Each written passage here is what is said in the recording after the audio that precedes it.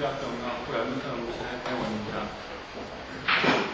본 실험에서 목적으로 하고 있는 것은 초인계 이산화탄소를 용매로 했을 경우 사용할 수 있는 새로운 불소의 고분자를 합성하는 게 있고, 두 번째는 이렇게 합성한 고분자를 이용해서 MMA 디스펄전 중합을 할 때 불소의 개발 성제의 화학적 구조라든가 분자량, 그 다음에 분산제를 첨가하는 양이라든가 압력에 대한 변화가 PMMA 파티클 모폴러지에 어떤 영향을 주는가에 대해서 관찰했습니다.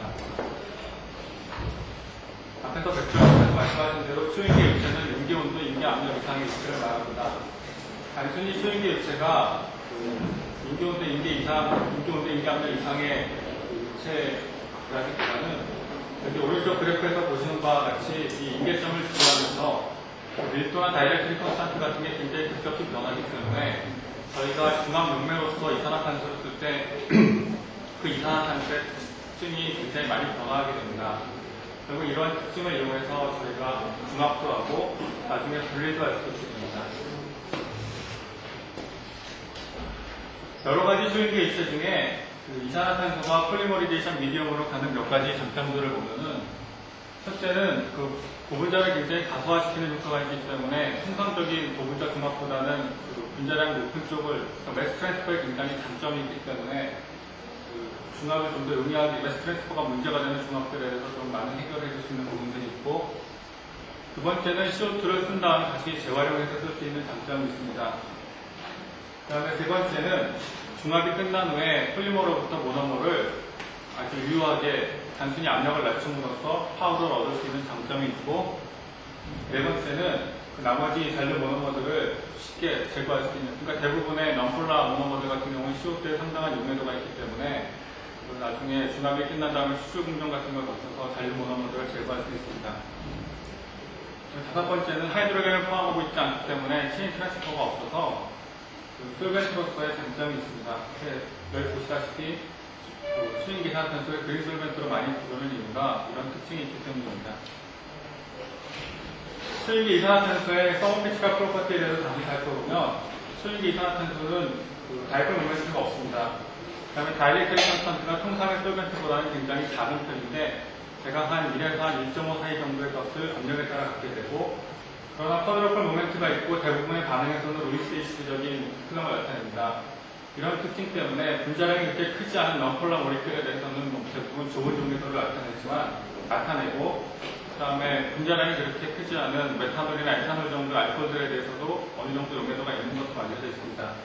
그러나 이상하게도 non-polar한 폴리머들에 대한 용매도는 굉장히 나빠서 대부분 푸어 솔벤트로 작동하게 되고, 녹는 것으로 알려져 있는 것이 아모포스 플로로폴리머나 실리콘 기업, 그 다음에 일부 카본의 기업의 폴리머들이 좀 좋은 용매도를 갖는 것으로 알려져 있습니다.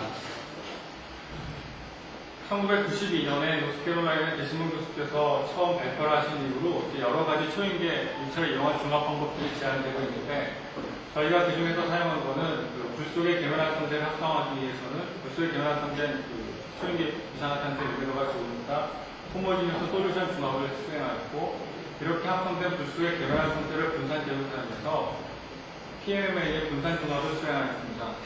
여러 가지 모노머들 중에 저희가 PMMA를 택해서 중합을 한 이유는 과거에 다른 기업들이 여러 가지 분산제로 많은 연구를 해놨기 때문에 좀 비교도 할 수 있고, 그래서 저희가 레퍼런스 물질로 삼고 한번 저희가 합성한 분산제들의 여러 가지 영향들을 조사해봤습니다. 저희가 사용한 물질은 이쪽에 파란 부분이 주로 CO2 필릭한 부분이라고 볼 수 있는데, 헥타데카플로로 대신 아크릴레이트와 헥타데카플로로 대신 메타아크릴레이트를 사용하였습니다. 또 한 가지 저희가 같이 고려를 하면서 사용한 것은 이 두 폰에서 상업적으로 파는 것 중에 조릴 플로로설펙턴트란 상표명으로 파는 것이 있습니다. 왼쪽과 오른쪽과 구조를 보면 거의 동일한데, 단지 상업적으로 판매하는 것들은 이 불소로 치환되어 있는 부분들이 불소로 치환된 카본을 기준으로 6개, 8개, 10개짜리가 밀수자 형태로 되어 있습니다. 저희가 궁극적으로는 나중에 상업 생산 같은 것들을 좀 염두에 두고, 저희가 PMMA 파티클을 상업 생산했을 경우에 대해서 이쪽에 대해서 좀 같이 연구를 해봤습니다. 이게 저희가 실험하고 있는 장치를 좀 간략하게 그린 것인데, 통상적으로 중합을 하는 유리 반응과 크게 다른 건 없습니다. 상합에서 중합하는 것과 크게 다른 건 없는데, 단지 고압에서 실험을 해야 되기 때문에 반응기가 그 고압에서 견딜 수 있게 좀 제작이 되어 있고, 저희는 용매로 CO2를 사용하기 때문에 CO2를 피딩할 수 있는 펌프가 필요하고 압력을 조정할 수 있는 레귤레이터가 필요합니다.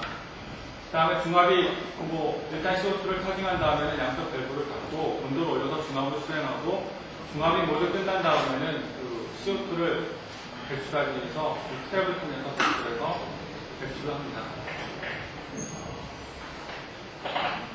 저희가 하고 있는 중압의 스팀을 좀 간단히 보여드리면, 이거는 처음에 모노모와 이니시에이터로 AIB를 사용했는데 AIB과 그 다음에 CO2를 차징을 해서 대강 4온에서 한 50바 정도까지 차징을 하고, 온도를 높이면은 이제 호모지너스 스테이지가 되면서 70도씨 300바 정도에 이르게 됩니다. 저희가 설정한 조건에 따라서 한 24시간 정도 중압을 수행한 후에 온도를 낮춰서 페이드 세퍼레이션을 유도하는데, 페이드 세퍼레이션을 유도하는 이유는 호모지너스 페이지니까 CO2를 분리하기 위해서 페이드 세퍼레이션이 되면 기상에는 폴리머나 모노머의 온도가 굉장히 작기 때문에 그 CO2만 선별적으로 분리해낼 수가 있습니다. 이걸 모두 분리하고 나면 플러피 솔리드 그런 형태의 이렇게 고분자가 남게 되고, 여기에 일반물을 제거하기 위해서 메탄올을 워싱한 다음에 건조를 하게 됩니다. 아까 앞에서 말씀드린 4가지 종류의 모노머에 대해서 저희가 AIB의 양을 바꿔가면서 중압을 수행한 결과입니다. 대강 한 70%에서 한 85%, 90% 정도까지의 그 수율을 얻을 수가 있었고, 그 중에 그 TM, 메타아크릴리트 계열 중에 하나에 대해서는 좀 이렇게 스티키한 솔리드를 얻어서 그 일들을 정확히 펼쳐하지 못했습니다.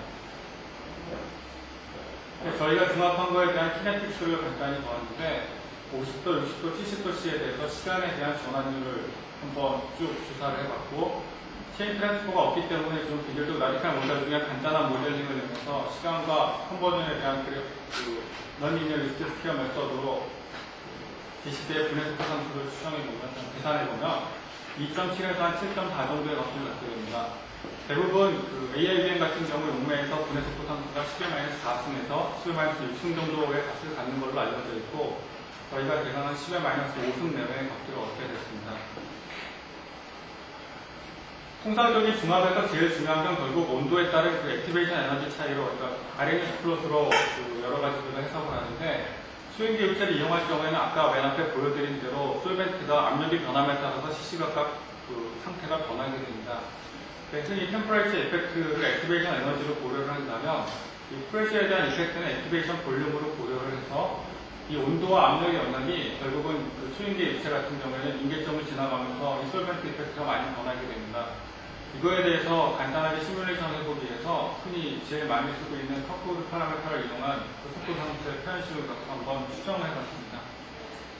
일정한 온도에서 CO2 같은 경우에는 다이렉트 모멘트가 여기니까 앞에 보여드린 식들을 좀 정리를 하면 이런 식으로 되고, 보시다시피 압력에 따라서 속도 상수가 AIBM 같은 경우에 액티베이션 볼륨이 양수를 갖고 트랜지션 스테이트의 다이렉트 모멘트가 여기보다 크기 때문에 맥시멈 포인트를 갖다가 점점 떨어지는 것으로 나타납니다. 그러니까 수용기에 중압을 할 경우에, 솔루션 중압을 할 경우에는 분산인 것도 마찬가지지만 이 압력에 따라서 이 게시체의 분해 속도가 변하게 됩니다. 그 앞에서 이렇게 설명드린 그 방법으로 제조한 불소의 고분자를 가지고 분산 중압을 수행한 결과인데, 솔루션 중압제와 크게 다른 건 없습니다. 비슷한 방법으로 불소의 고분자 대신 모노머 대신에 NMA를 첨가해서 쭉 중압을 수행한 결과를 보여드렸습니다. 여기 보시면 분산제를 전혀 사용하지 않은 경우와 그 다음에 각각의 분산제에 대해서 5%, 10%, 20%로 바꾸어가며 쭉 중압을 수행한 결과입니다.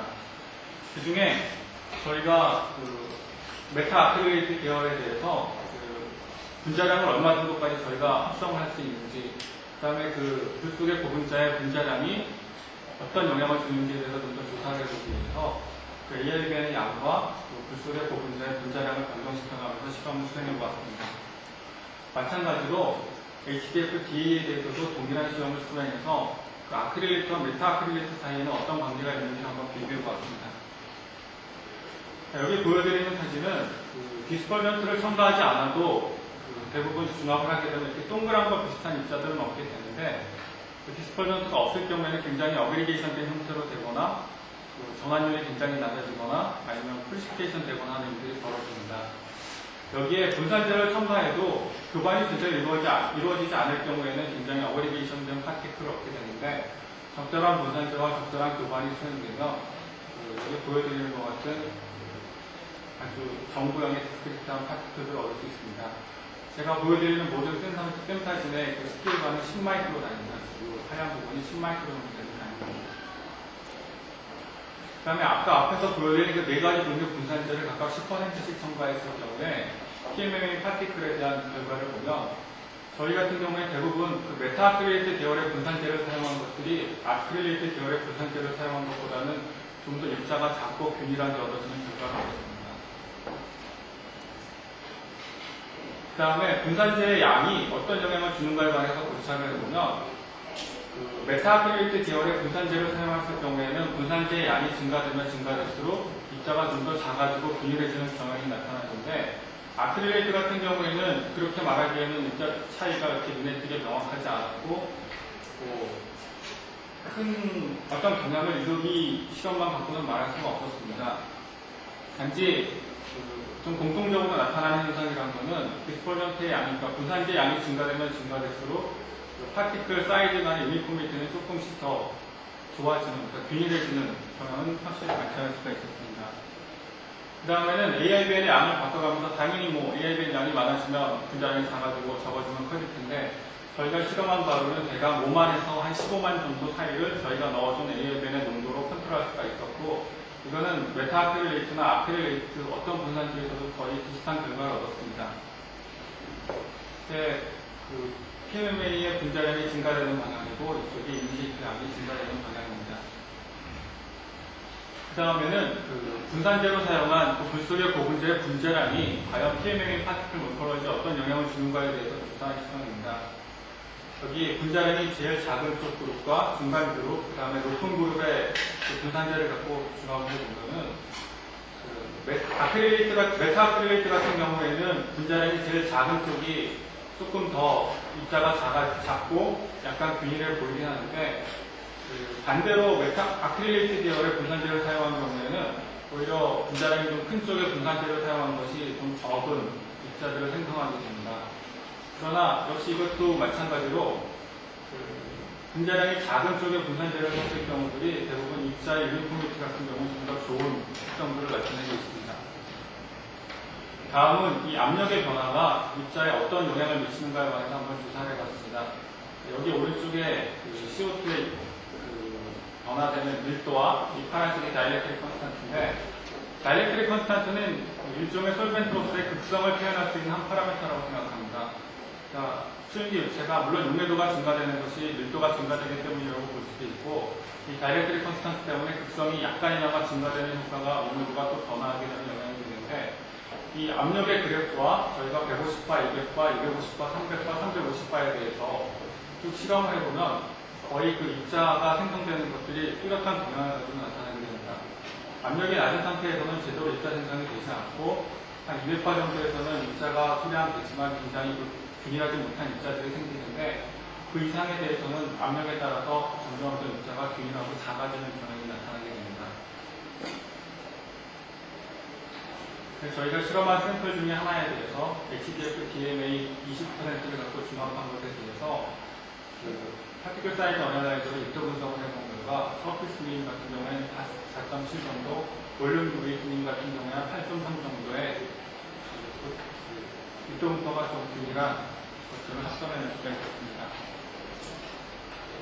이상의 실험을 통해서 내린 결론을 말씀드리면, 소인계 이산화탄소를 중합 용매로 해서 불소의 고분자 중에 HDF, DA와 DMA를 갖다 수율 한 89%, 90% 내외까지 적절한 형태로 저희가 중합을 수행할 수가 있었고, 이렇게 합성된 불소의 고분자를 이용해서 PMMA에 대한 분산 중합을 수행해서 다양한 조건으로 실험을 보았습니다.